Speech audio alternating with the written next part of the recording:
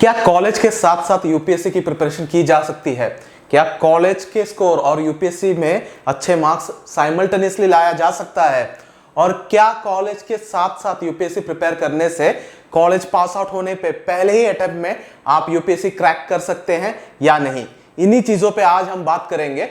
तो चलिए video start करते हैं। तो पहला सवाल था कि कॉलेज के साथ साथ अगर हम यूपीएससी की प्रिपरेशन करेंगे तो क्या हम यूपीएससी क्रैक कर सकते हैं? तो बिल्कुल क्रैक कर सकते हैं, क्योंकि ऐसे प्रीवियस एग्जाम्पल्स रहे हैं। टीना दाबी के एग्जाम लीजिए या फिर ये सृष्टि देशमुख, ऐसे कई सारे एस्पिरेंट्स हैं जिन्होंने यूपीएससी का एग्जाम क्रैक किया साइमल्टेनियसली, यानी यूपीएससी का एग्जाम के साथ साथ उन्होंने कॉलेज की भी स्टडीज करते करते ही उन्होंने यूपीएससी की प्रिपरेशन की और फाइनली जैसे ही उनका फाइनल ईयर खत्म हुआ तो उन्होंने पहले अटेम्प्ट में क्रैक कर लिया था UPSC. Okay, so it is very much possible. तो कैसे पॉसिबल हो सकता है वो बात करेंगे हम इस वीडियो में। यानी 10 ऐसे पॉइंट्स हैं जिन पे अगर आपने ध्यान दिया तो आप 100% यूपीएससी के कॉलेज के साथ साथ यूपीएससी भी क्रैक कर सकते हैं, और वो भी फर्स्ट अटेम्प्ट में कर सकते हैं। और डिपेंड करता है कि आप कितने रिगरसली और डेडिकेटेडली काम करते हैं उस पर। तो मैं आपको एक 10 स्टेप बता देता हूं जिससे आप इस प्रोसेस को फॉलो करने से आपका क्लियर करने का जो रास्ता है बहुत ही ज्यादा आसान हो जाएगा। पहली बात तो आपको एक शेड्यूल बनाना बहुत जरूरी होता है। यानी सिर्फ यूपीएससी के बारे में शेड्यूल नहीं, आपके कॉलेज के लिए भी एक शेड्यूल बनाना बहुत इंपॉर्टेंट है। यानी आपके कॉलेज में कौन से सब्जेक्ट्स हैं और कौन से सब्जेक्ट को कितना टाइम लग सकता है। यानी अगर आपको कोई सब्जेक्ट आज पढ़ाया गया है तो आप आज जो पढ़ाया गया है उसे पढ़ने के लिए आपको कितना टाइम चाहिए, और आप एक दिन में कितना टाइम स्पेयर कर सकते हैं ताकि आप यूपीएससी का प्रिपरेशन कर पाए। कुछ लोगों का जो करिकुलम होता है बहुत ज्यादा रिजिड होता है, यानी उनके लिए डेली बेसिस पे टाइम निकालना बहुत मुश्किल हो जाता है, तो वो वीकली बेसिस पे टाइम निकाल सकते हैं। जो डेली बेसिस पे टाइम निकाल सकते हैं वो फॉर एग्जांपल 1 घंटा या 2 घंटा, that is well and good, बहुत ही अच्छी बात है आपको। लेकिन प्लान ऐसा करना है कि 6 महीने में आप क्रैक कर लेंगे, उस आइडिया से मत जाइए। अगर आप फर्स्ट ईयर में हैं तो 3 साल का प्लान बनाइए। 3 साल में आप इतना टॉपिक कंप्लीट करेंगे, पर ईयर आप कितना कंप्लीट करेंगे, पर मंथ आप कितना कंप्लीट करेंगे, और पर वीक आप कितना कंप्लीट करेंगे, और उस हिसाब से आपका डेली टारगेट होगा। यानी आपका डेली टारगेट बहुत ही छोटा होगा। और इसमें बहुत ही इंपॉर्टेंट बात है कि अगर आप 1 साल का एक टारगेट बनाते हैं, यानी 3 साल के टारगेट को डिवाइड करते हैं 3 में या 4 में, और उसे 1 साल के टारगेट पे बनाते हैं, तो उसे भी रिवाइज करना बहुत इंपॉर्टेंट हो जाता है। यानी जब भी आपका वेकेशन टाइम या फिर कोई भी छुट्टी आती है, हमारे इंडिया में तो बहुत सारे फेस्टिवल्स हैं, तो आपको उस टाइम पे, उस छुट्टियों पे इन चीजों को रिवाइज करना भी बहुत इंपॉर्टेंट है। और सबसे बड़ी बात, सबसे इंपॉर्टेंट बात, शेड्यूल में हमेशा नोट मेकिंग का जो एस्पेक्ट है उसे बहुत ज्यादा फोकस करिए। अगर आप कॉलेज में पढ़ रहे हैं तो अगर आपने कॉलेज के टाइम पे ही आपका सारा नोट कंप्लीट कर रखा हो तो कॉलेज के बाद आपको सिर्फ रिवाइज करने का टाइम लगेगा, और that would be very very helpful. यानी आपका बहुत ज्यादा टाइम बच जाता है। तो इस वजह से अगर आप प्लान करेंगे तो ब्रेक इट डाउन, जो भी आपका एंटायर सिलेबस है, first of all entire syllabus को समझना जरूरी है। यूपीएससी के भी सिलेबस को और कॉलेज के भी, उसे साइमल्टेनियसली ले जाना है। और हमेशा याद रखिए, यूपीएससी पढ़ रहे हैं इसका मतलब ये नहीं है कि कॉलेज पे आप ध्यान कम दो, ऐसा नहीं होना चाहिए। आपका कॉलेज पे भी ध्यान होना चाहिए और यूपीएससी प्रिपरेशन का भी। ऐसा एक शेड्यूल बनाइए आपके कैपेबिलिटी के हिसाब से। हो सकता है कि आप बहुत ज्यादा टाइम पढ़ नहीं सकते, तो उस हिसाब से टाइम टेबल बनाइए। अगर आप बहुत ज्यादा टाइम पढ़ सकते हैं तो उस हिसाब से आप रिगरस टाइम टेबल बना सकते हैं। लेकिन हमेशा याद रखिए, बफर टाइम रखना भूलिएगा मत। शेड्यूल रखते वक्त अगर आप 6 दिन का टाइम टेबल बनाते हैं तो 1 दिन का बफर जोन जरूर रखिए। अगर उस दिन हेल्थ का कोई इशू नहीं है, यानी समझ लीजिए ऐसा हो सकता है कि 6 दिन आप एक तरह से पढ़ नहीं सकते, दैट इज द फैक्ट। आप 6 दिन पूरे 1 हफ्ता एक तरीके से पढ़ नहीं सकते, आपको कभी ना कभी आपका डाउन हो जाएगा, आपका माइंड डाउन होगा या हेल्थ डाउन हो सकता है, कुछ भी हो सकता है। तो उस 1 दिन का बफर जोन हमेशा ध्यान में रख के चलिए, ताकि अगर उस दिन कम भी पढ़े तब भी आपका इशू ना आए। तो हमेशा इस तरह से एक शेड्यूल को बना के चलिए। अगला स्टेप क्या होगा? सेकेंड स्टेप पॉइंट जो आपको इंपॉर्टेंट है वो है सेट प्रायोरिटीज। प्रायोरिटीज रखना बहुत ही इंपॉर्टेंट है, क्योंकि अगर आप यूपीएससी का प्रिपरेशन कर रहे हैं तो हो सकता नहीं है, क्योंकि हमारे रिलेटिव्स की शादी आती है, त्योहारें आते हैं, बहुत सारी चीजें आती है। तो हमारा प्रायोरिटी होना चाहिए कि हमें क्या पहले चाहिए, यूपीएससी या फेस्टिवल्स और खुशी त्योहार मनाना प्रायोरिटी है, या हमारे जो गोल है वो प्रायोरिटी है। इसे सेट करिए, पहला प्रायोरिटी उसे सेट करिए।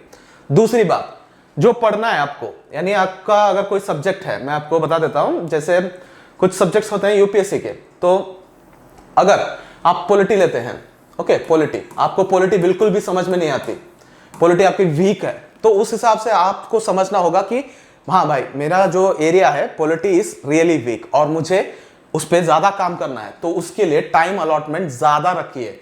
पॉलिटी के लिए अगर आपका पॉलिटी वीक है, मैं एग्जांपल दे रहा हूं, एक सब्जेक्ट की एग्जांपल दे रहा हूं कि पॉलिटी अगर वीक है तो पॉलिटी के लिए टाइम ज्यादा अलॉट करिए। ओके, अगर आप टाइम अलॉट नहीं करेंगे तो आपका जो सब्जेक्ट के लेवल जो है वो इंप्रूव नहीं होगा। वो एक जो जैसे समझ लीजिए इकोनॉमिक्स आपका अच्छा है, मैं एग्जांपल बता रहा हूं, इकोनॉमिक्स आपका अच्छा है तो ये 50% लेवल पे रहेगा, लेकिन पॉलिटी उतना ही टाइम देने के बावजूद आपका जो है 40% या 30% पे रह जाएगा। तो उतना आपको रेस करना पड़ेगा, इसलिए ज्यादा टाइम डेडिकेट करना पड़ेगा दूसरे सब्जेक्ट पे जिसमें आप वीक हैं। तो उस तरीके से आप प्रायोरिटाइज कीजिए। कॉलेज के स्टडीज को यहां पे भी कॉम्प्रोमाइज मत करिए, प्रायोरिटी इक्वली दीजिए। यूपीएससी एक क्या हुआ, पैरेलल स्टडी समझ लीजिए, पैरेलल ही जा रहा है आपका कॉलेज के साथ। कॉलेज के स्टडीज को कॉम्प्रोमाइज बिल्कुल भी नहीं करने की जरूरत नहीं पड़ती है आपको। ओके, टीना दाबी भी अगर आप देखेंगे तो उनके टाइम पे वो she was a topper. Okay, college में भी टॉप किया था उन्होंने और यूपीएससी में भी टॉप किया था। So that is an example जो आप ले सकते हैं कि आपको कॉलेज की स्टडीज को कॉम्प्रोमाइज करने की जरूरत बिल्कुल भी नहीं है। तो सेट प्रायोरिटीज सेट करने के बाद आपको आना पड़ता है इंपॉर्टेंट चीज पे, यूटिलाइज ब्रेक्स एफिशिएंटली। यानी आपके जो कॉलेज के टाइम है, जैसे आपका एक ब्रेक आता है, जैसे लंच ब्रेक समझ लीजिए, फॉर एग्जांपल लंच ब्रेक आ रहा है, तो आपको उस टाइम पे न्यूज़पेपर रीडिंग या ऐसी कोई चीज एक्टिविटीज करनी होगी। पहले तो न्यूज़पेपर हाथ में लेके जाना पड़ता था, अब तो आपको मोबाइल पे ई पेपर मिल जाता है, तो उस ई पेपर को आपको रीड करना है, थरोली अंडरस्टैंड करना है, उसमें इंपॉर्टेंट न्यूज को मार्क कर लीजिए, या फिर आप मार्क करने इजी है, वहां पे हाइलाइटर वगैरह मिल जाता है एडोब में जो भी है, या फिर कोई एप्लीकेशन हो तो उसमें भी मार्क कर सकते हैं। नहीं तो आप काम कर सकते हैं कि बहुत सारे यूपीएससी के क्या है, यूपीएससी के वेबसाइट्स हैं, यूपीएससी के वेबसाइट से आई मीन जो मटेरियल प्रोवाइड करते हैं डेली करंट अफेयर्स, आप उससे भी रीड कर सकते हैं। लेकिन मैं आपको सजेस्ट करूंगा कि न्यूज़पेपर रीडिंग पे ज्यादा ध्यान दीजिए, क्योंकि आपके पास 3 साल का टाइम है, इसमें न्यूज़पेपर रीडिंग अगर आप करेंगे तो आपका जो नॉलेज लेवल है बहुत ज्यादा अच्छा होगा। आपको इन यूपीएससी जो वेबसाइट्स होते हैं जो जहां पे आपको कंटेंट प्रोवाइड किया जाता है, उसे अगर आपको चाहिए तो आपका ग्रेजुएशन कंप्लीट होने के बाद फॉलो कर लीजिए, तब तक आप न्यूज़पेपर पे ही टिके रहिए, उसी पे जमे रहिए, क्योंकि आपको 3 साल का नहीं पढ़ना है करंट अफेयर्स, 2 साल के हिसाब से ही आपको पढ़ना होगा, उतना भी नहीं पढ़ना पड़ता है। लेकिन 1 साल का जो करंट अफेयर्स है वो बहुत ही इंपॉर्टेंट होता है, लास्ट 1 साल का, यानी प्रीलिम से 1 साल पहले का। तो आपको यहां करना है कि न्यूज़पेपर रीडिंग की हैबिट बनानी होगी, और ये कहां कर सकते हैं आप, ब्रेक टाइम पे कर सकते हैं। आपके मोबाइल पे आपको ई पेपर अवेलेबल होगा तो उसे यूज कर सकते हैं।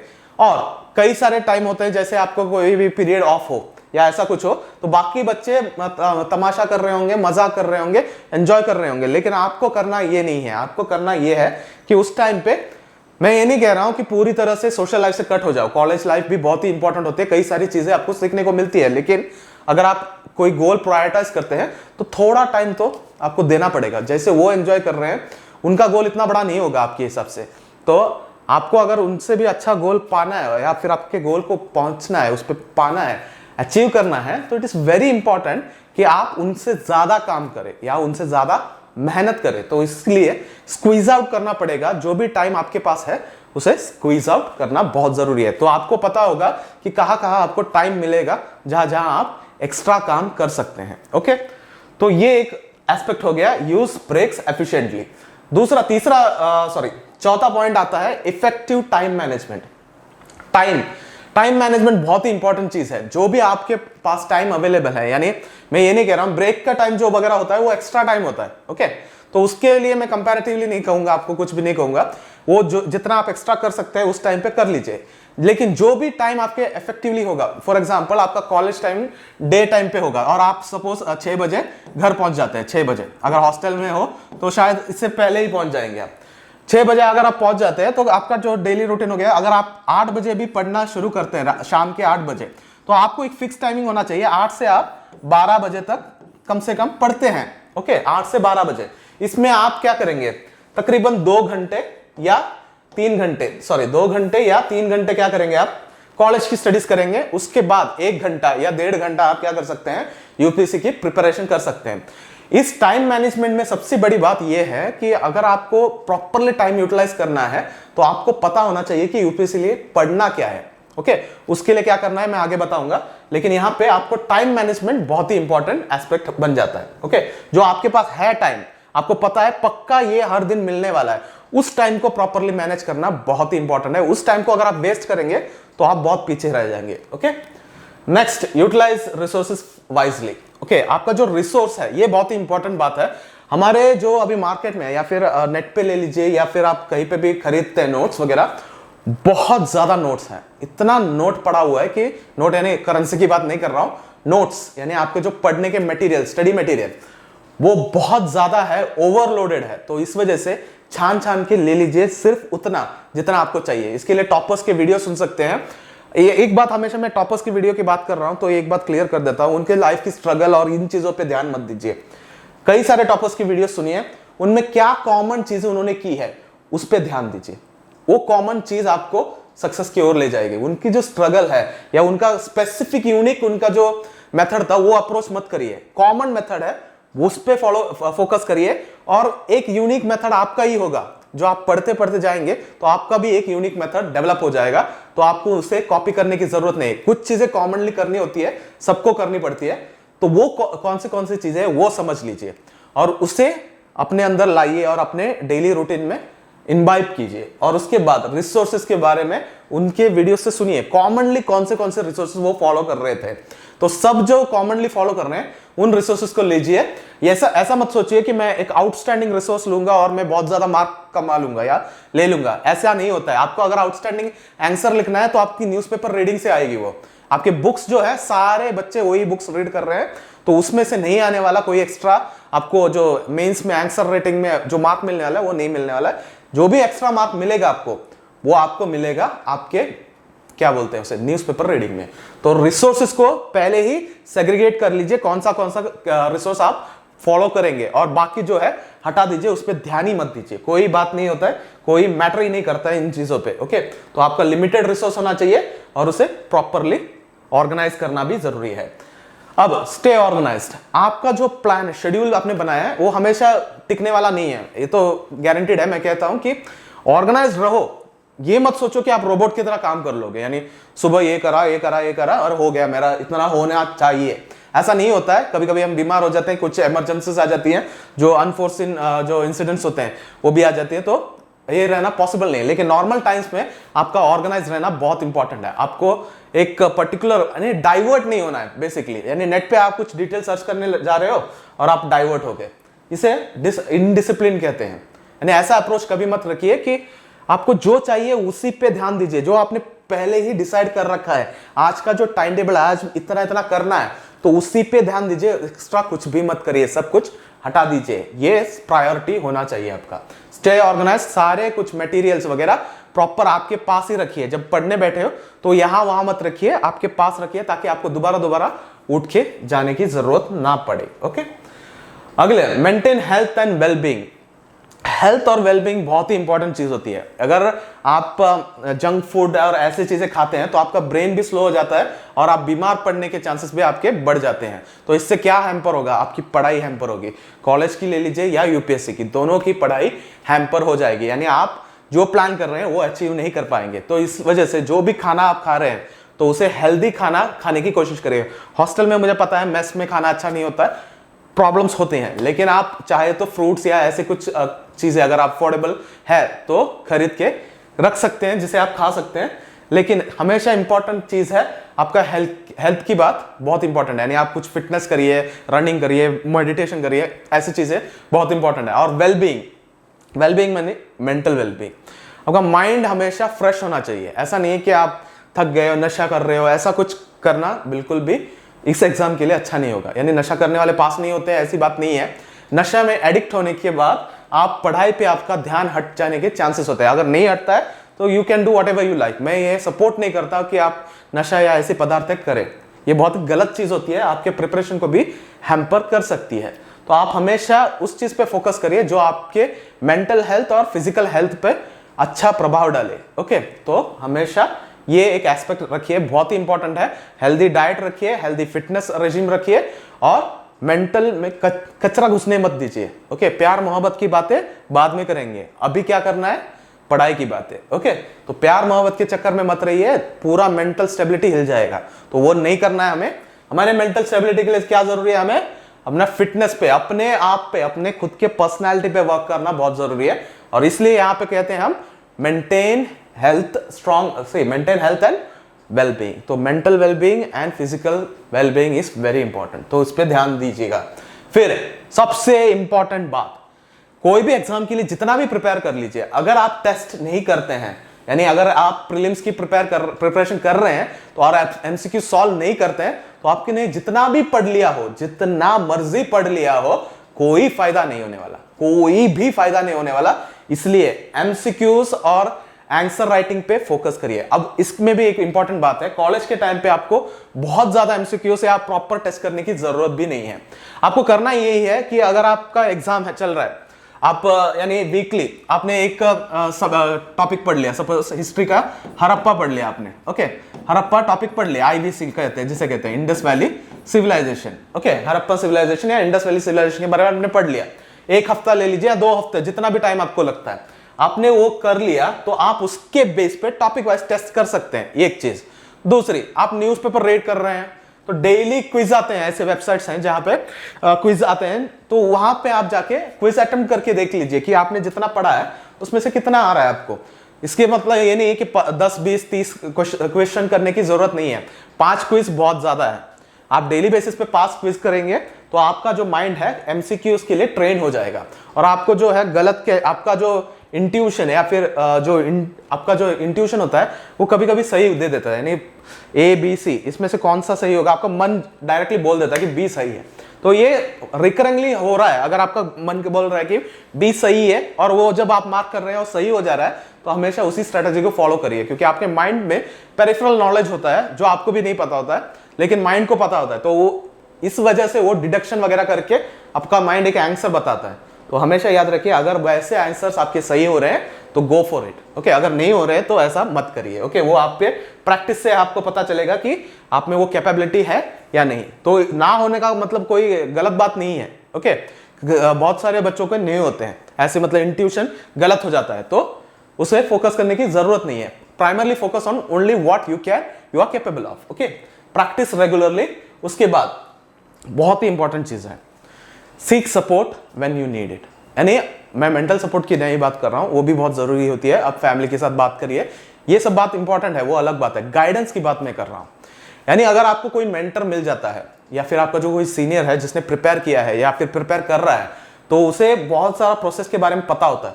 तो जब भी आपका कोई रोड ब्लॉक आता है, यानी पढ़ते वक्त आपको लगता है यार मुझसे नहीं हो पा रहा है, ये सेक्शन मुझसे नहीं हो पा रहा है, या फिर ये चीज मुझे समझ में नहीं आ रही है, तो सीक गाइडेंस, उनसे जाइए और उस सेक्शन को कैसे पढ़े इसके बारे में पूछिए। लेकिन हमेशा याद रखिए, पहले आप ट्राई करिए, उसके बाद ही पूछिएगा, क्योंकि अगर आप डायरेक्टली पूछेंगे तो आपको भी सवाल नहीं पता होगा कि क्या बताना है, और जैसे ही वो सामने वाला बंदा आपको पूरी चीज बताएगा आपको समझ में भी नहीं आएगा, क्योंकि आपने तो पूरा एंगल्स कवर ही नहीं किया, आपने कोशिश ही नहीं की, तो आपको भी नहीं पता होगा कि आपको एग्जैक्टली क्या चाहिए। तो हमेशा क्या रखना है, सपोर्ट लेने से पहले खुद ट्राई करिए, और जब आपको खुद ना मिले तो सपोर्ट सीख करिए। ओके, ये कॉलेज की स्टडी से हो या फिर यूपीएससी, दोनों में ये क्या बोलते हैं उसे लागू होता है। और स्टे मोटिवेटेड, सबसे लास्ट बात, यानी 10वां पॉइंट है स्टे मोटिवेटेड। इसके लिए मैं जो कह रहा हूं, ऐसी वीडियोस मत देखिए जो कहते हैं कि जो आईएएस एंट्री, आईएएस एग्जिट, ये वीडियोस आपको उसी टाइम के लिए मोटिवेट करती है, यानी 1 घंटा 2 घंटा या 1 दिन 2 दिन, उसके बाद सारा मोटिवेशन उतर जाता है। मोटिवेशन अंदर से आना चाहिए। मोटिवेशन का मतलब क्या होता है, यहाँ पे सेंस ऑफ पर्पस होता है, आप क्यों वो गोल को अचीव करना चाहते हैं। अगर आपका जो सेंस है, सेंस ऑफ पर्पस, क्यों मुझे वो चाहिए, ये क्लियर हो, तो आपका मोटिवेशन 100% पे चलेगा हमेशा। ओके, थोड़ा बहुत कम आ जाएगा भी, फिर आप उठा लेंगे। लेकिन अगर आप ऐसा कर रहे हैं क्योंकि आपको लग रहा है कि आईएएस बनने के बाद मैं ऐसे चलूंगा या 4 लोग मुझे तालियां मारेंगे या मेरी तारीफ करेंगे, तो बहुत ही गलत बात है, क्योंकि ये मोटिवेशन आपके लिए हमेशा नहीं रहने वाला, 4 दिन बाद उतर जाएगा और आप डिमोटिवेट हो जाओगे। तो इस वजह से हमेशा सेंस ऑफ पर्पस को क्लियर रखिए, क्यों आपको आईएएस ऑफिसर बनना है, ये पर्पस हमेशा क्लियर होना चाहिए। आशा करता हूं कि आज के वीडियो में आपको पूरा मैंने जो बताया इससे आप यूपीएससी को कॉलेज के साथ साथ प्रिपेयर कर पाएंगे। और जैसे मैंने एक सवाल भी बोला था कि क्या फर्स्ट अटेम्प्ट में यानी कॉलेज के बाद फर्स्ट अटेम्प्ट में ही पास हुआ किया जा सकता है? बिल्कुल किया जा सकता है। ऐसे किया है टीना दाबी या फिर ऐसे ही कई एस्पिरेंट्स ने क्लियर किया है सिविल सर्विस। ओके, तो इस वजह से मैं कह रहा हूं कि ये डुएबल है, लेकिन उसके लिए आपको मेहनत भी उसी हिसाब से करना होगा। मैं आपको ख्वाब नहीं दिखाऊंगा कि हाँ भाई कर लो ये सब हो जाएगा, नहीं, लेकिन इसमें आपकी मेहनत बहुत ज्यादा इंपॉर्टेंट है। आप कंसिस्टेंटली काम करते हो या नहीं, ये सबसे बड़ी इंपॉर्टेंट बात है। अगर आप कंसिस्टेंटली काम करते हो तो आपको रोकने वाला इस दुनिया में कोई नहीं है। आपकी डेडिकेशन और कंसिस्टेंसी ही आपकी सक्सेस की सीढ़ियां बनाती है। So stay focused and stay motivated and consistency is the key to your success. और इस बात को समझते हुए अपने मंजिल की ओर तेजी से बढ़िए, लेकिन कंसिस्टेंटली बढ़िए। तो मिलते हैं अगले वीडियो में। Till then take care and bye bye.